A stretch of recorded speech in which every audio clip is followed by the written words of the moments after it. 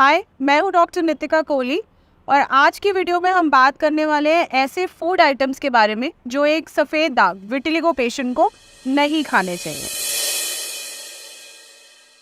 सबसे पहले तो मैं ये बता दूं कि आज की जो डाइट मैं शेयर करूंगी या जो ऐसे फूड आइटम्स मैं शेयर करूंगी जो एक सफ़ेद दाग के रोगी को नहीं खाने चाहिए, वो बेस्ड है आयुर्वेदिक नॉलेज पे, जो कि हमें संहिताओं में, ग्रंथों में 5000 साल पहले ही लिख दी गई है, बता दी गई है। और साथ ही में मेरे 18 साल के एक्सपीरियंस से, जहाँ पे मैं 2 लाख से ज़्यादा पेशेंट से मिल चुकी हूँ और उनके एक्सपीरियंसेस सुनकर भी मैंने ये डाइट चार्ट को रिवाइज़ किया है। सबसे पहले स्टार्ट करूँगी मिल्क और मिल्क प्रोडक्ट से, यानी कि दूध और दूध से बनी हुई चीज़ों के बारे में। तो बहुत से मिसकंसेप्शंस यानी कि मिथ्स है कि दूध पीने से सफ़ेद दाग बढ़ता है, सफ़ेद रंग की चीज़ें खाने से सफ़ेद दाग बढ़ता है। अब मैं आपको ये बता दूं कि दूध को पीने से ना तो सफ़ेद दाग होता है और ना ही सफ़ेद दाग बढ़ता है। बट हाँ, कुछ केसेस में जहाँ पर पेट में कीड़े हो तो वहाँ पर दूध पीने से वर्म इन्फेस्टेशन बढ़ता है और फिर सफ़ेद दाग बढ़ेगा।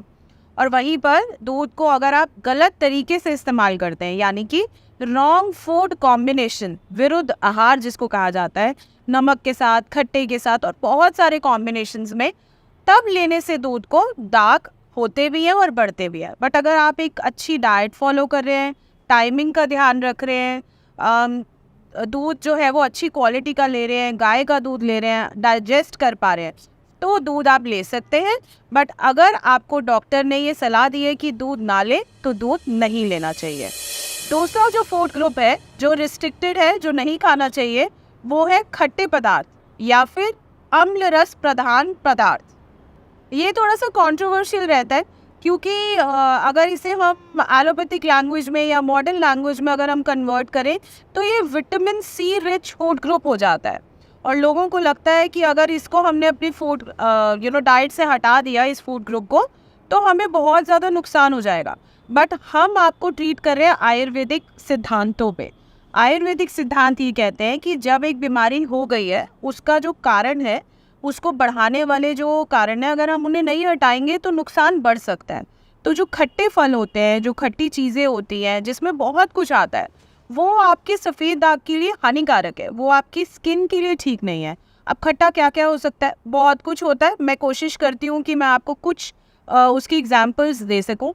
जैसे कि खट्टे अगर स्पाइसेस की बात करूँ तो अमचूर होता है, अनारदाना होता है, कोकम होता है। अगर ड्रिंक्स में बात करें तो खट्टे ड्रिंक्स बहुत सारे होते हैं, नींबू से बनी हुई चीज़ें होती हैं।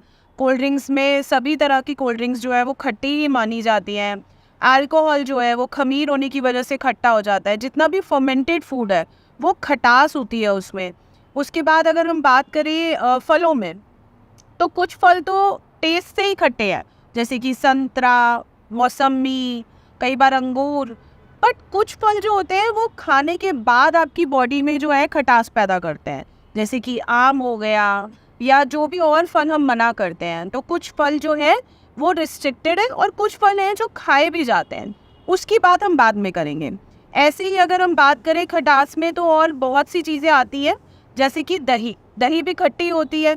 कई लोग कहते हैं मीठा दही हो तो खा सकते हैं। एक्चुअली खाने में, स्वाद में या आफ्टर इफेक्ट में जो भी चीज़ खट्टी है वो नहीं खानी चाहिए, तो दही भी आपको मना है।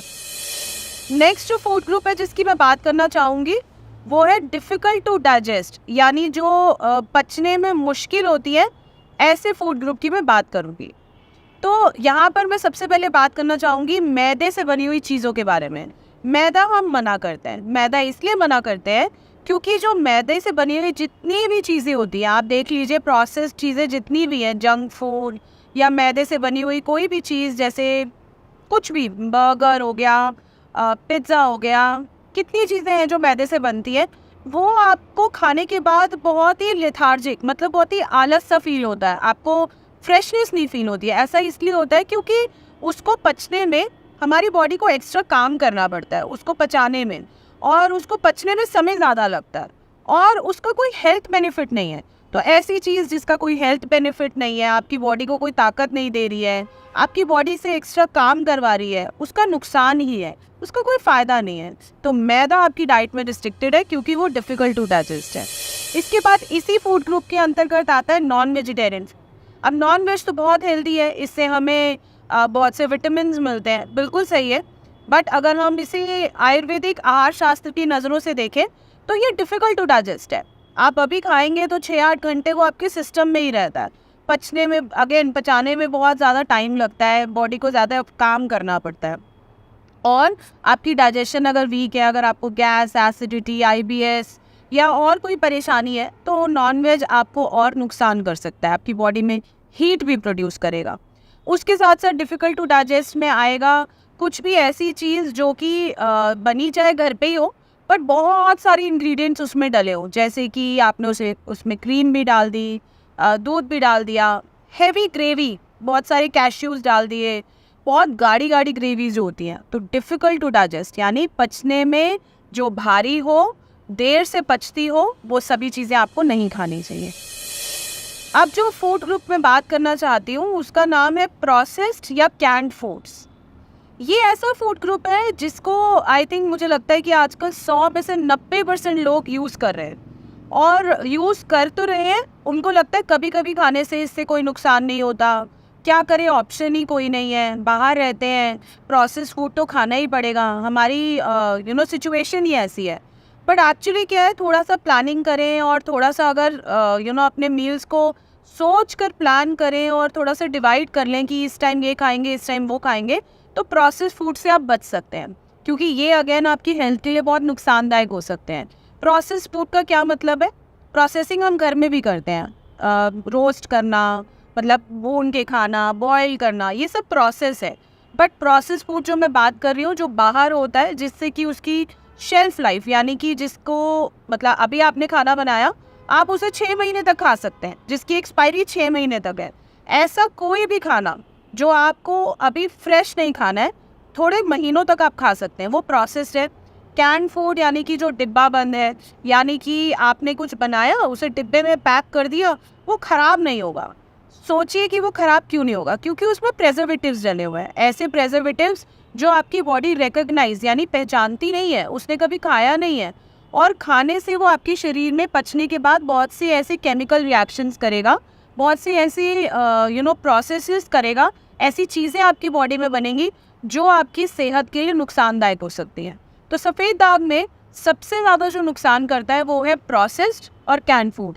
इसका एग्जाम्पल हो सकते हैं मार्केट में मिलने वाले चिप्स, मार्केट में मिलने वाले ऐसे बहुत से पैकेट फूड, जैसे कि जिसको गर्म करें और तुरंत बना के खा लीजिए, नूडल्स जो मिलते हैं, सबसे ज़्यादा इंस्टेंट नूडल्स, ये सभी चीज़ें आपकी डाइट में नहीं होनी चाहिए। आजकल की भागदौड़ वाली लाइफ में जो चीज़ें हमें बहुत इजीली अवेलेबल होती हैं, सैडली वो हमारे लिए अच्छी नहीं होती हैं। मैंने कोशिश की है इस वीडियो में बहुत सारी चीज़ों का नाम लेने की, बट आई एम श्योर कि अभी भी बहुत से ऐसे फूड आइटम्स होंगे जो आपके मन में आएंगे कि पता नहीं खा सकते हैं या नहीं। उसके लिए आपको करना कुछ नहीं है, आप हमसे जब मिलें तो अपनी लिस्ट साथ लेकर आएँ, डिस्कस करें, और अगर आप अभी एग्जिस्टिंग पेशेंट हैं तो अपना डाइट चार्ट निकालें। डाइट चार्ट में बहुत अच्छे से डिटेल में मैंने मेंशन किया है आपको क्या खाना है और क्या नहीं खाना है, तो ना खाने वाली चीज़ों का ध्यान ज़रूर रखें।